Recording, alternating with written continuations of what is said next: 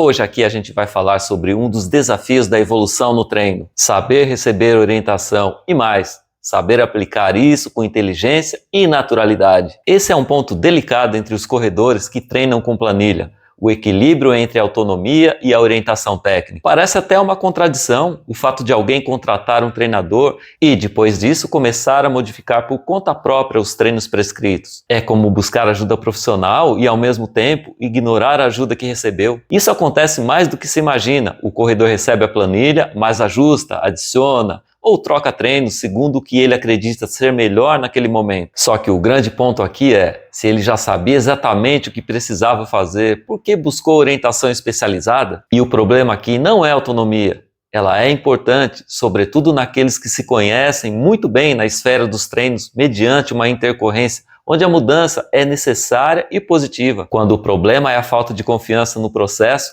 essa postura, além de colocar o progresso em risco, torna a relação treinador-atleta superficial, baseada mais em formalidade do que em construção real de resultados. Ser treinável não é a relação de ordenar e seguir ordens, é a cumplicidade de confiar e aderir ao processo, abrir espaço ao aprendizado e aceitar ajustes com maturidade. Até os maiores atletas do mundo têm técnicos. E por quê?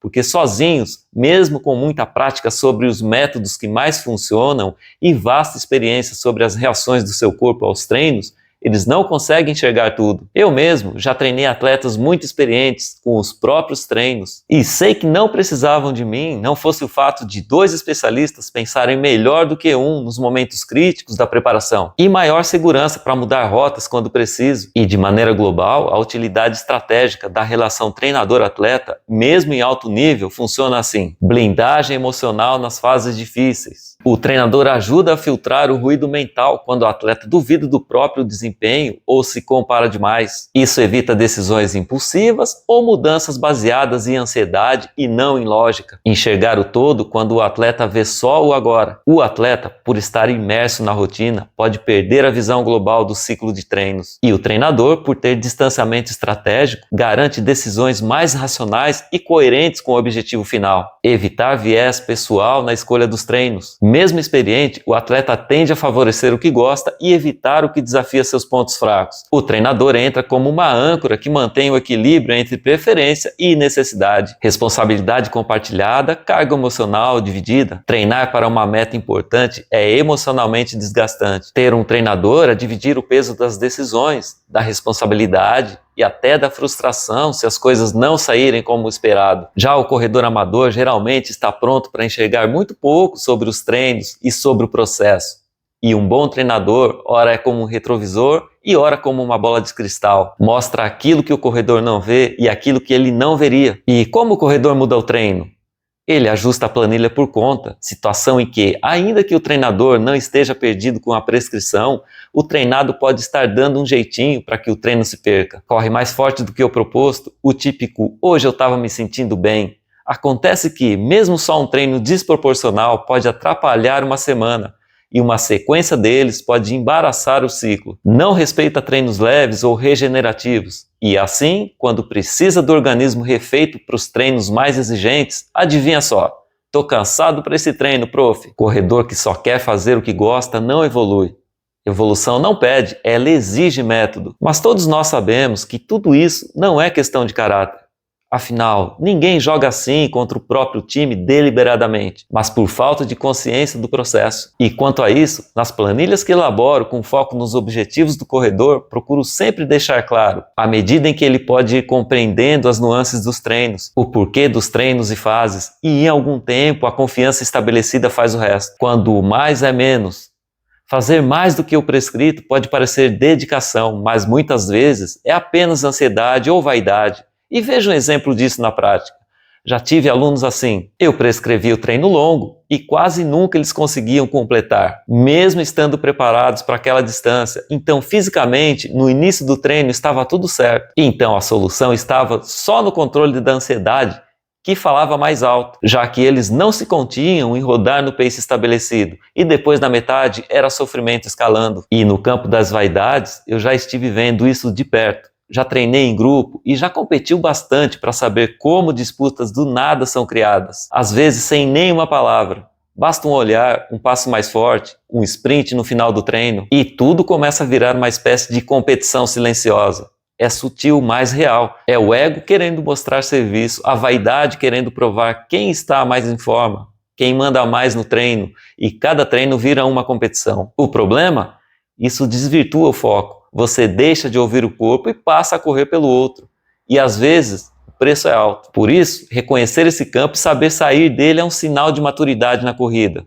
Um esporte de resistência, não de velocidade. É justamente aí que entra o papel do treinador. Lembrar o atleta de que o treino não é um palco de disputa, mas um degrau para a evolução. Se a planilha te propõe 10 km com ritmo moderado, você decide fazer 12 km fortes, acha que evoluiu, mas gastou mais energia, acumulou mais fadiga e pode ter atrapalhado o próximo treino. Mexer no treino por conta própria pode vir de motivações bem diferentes, o que nos leva a expandir os perfis psicológicos para entender melhor os diferentes comportamentos de boa parte dos corredores. Perfis psicológicos de quem muda o treino por conta própria. Primeiro, o ansioso, quer chegar logo no resultado, teme estar ficando para trás, tem o que treina demais porque não suporta a ideia de ficar parado ou não estar rendendo, e tem aquele que quer resolver o treino o quanto antes, alterando o ritmo.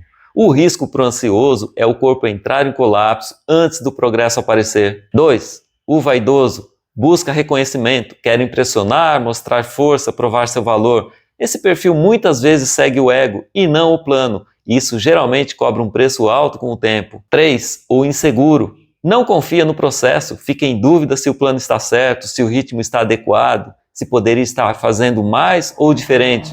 E essa dúvida constante leva à tentativa de ajustar o treino o tempo todo, sem perceber que está sabotando o caminho. E 4, o arrojado.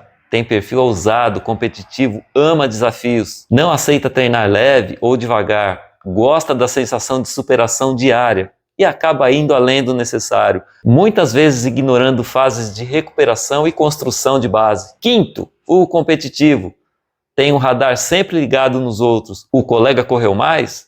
Então ele precisa correr também, ou mais. Esse corredor ajusta o treino com base na comparação externa e não nas orientações do plano. É movido por disputas, muitas vezes silenciosas, que atrapalham sua própria evolução. O competitivo pode entrar aqui como um perfil à parte. Ele tem características distintas, embora possa sobrepor ao arrojado ou vaidoso. Vamos considerá-lo como um quinto perfil com foco específico na disputa e na comparação constante com os outros. Esses perfis não são defeitos de caráter, mas pontos cegos comuns entre corredores. Reconhecer qual é o seu ajuda a equilibrar a autonomia e orientação técnica, o que define uma pessoa verdadeiramente treinável. O valor da colaboração com o treinador. Mudar o treino sem avisar o técnico é como o paciente que troca um remédio por conta própria. Essa comparação pode até parecer exagerada, né? Então imagina um paciente que recebe uma prescrição médica cuidadosamente ajustada, tipo de remédio, dosagem, horários. Aí do nada ele decide dobrar a dose ou trocar por outro remédio parecido, porque ouviu dizer que funciona melhor. O risco é claro. Pode não só atrapalhar o tratamento, como também causar efeitos colaterais. Na corrida é a mesma coisa. Quando o corredor muda o treino por conta própria, aumenta o volume, antecipa treinos fortes, ignora treinos leves, ele está mexendo numa estrutura pensada para gerar adaptação com segurança. O treinador monta a planilha com base em uma lógica progressiva. Há equilíbrio entre carga e recuperação, estímulo e assimilação. Quando você interfere nessa lógica sem conversar, sem alinhar, você desorganiza o processo e o resultado pode ser oposto do que queria. Treinador bom não é do tipo ditador ou manipulador. Ele pode fazer excelentes prescrições, mas não pode controlar reações. Então ele precisa que você compartilhe como está se sentindo. E mediante os feedbacks, ele vai perceber o que funcionou ou não e como está caminhando a rotina. O corredor treinável, perfil e vantagens. Sobre o perfil, ele confia no processo, sabe que resultado não vem do esforço, mas do esforço certo. Aprende com os feedbacks, respeita a lógica do ciclo, estímulo, mais recuperação, mais adaptação. E sobre as vantagens?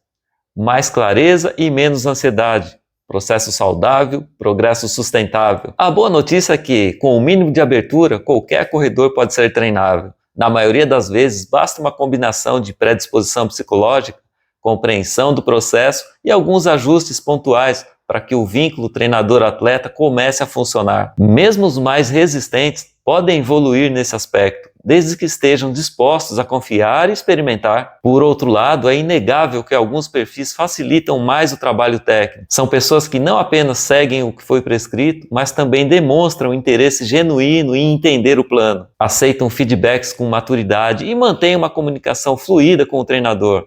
Com esses, o progresso tende a ser mais consistente, seguro e satisfatório, tanto para o atleta quanto para o técnico. E é justamente aqui que entra a importância da experiência do treinador. Reconhecer perfis, compreender seus gatilhos emocionais e ajustar a comunicação de acordo com cada um exige sensibilidade, vivência e repertório. Conduzir as diferenças respeitando as individualidades, sem abrir mão da direção técnica, é uma das habilidades mais valiosas que um treinador pode desenvolver, porque no fim das contas, mais do que prescrever treinos, o bom técnico conduz pessoas a metas. Você pode ser disciplinado, motivado e esforçado, mas se for pouco treinável, isso tudo pode estar indo na direção errada, na relação entre treinador e treinado, e os resultados não serão os melhores. Curte aqui o vídeo, fica à vontade para compartilhar, comentar, se inscreve no canal e nos vemos no próximo.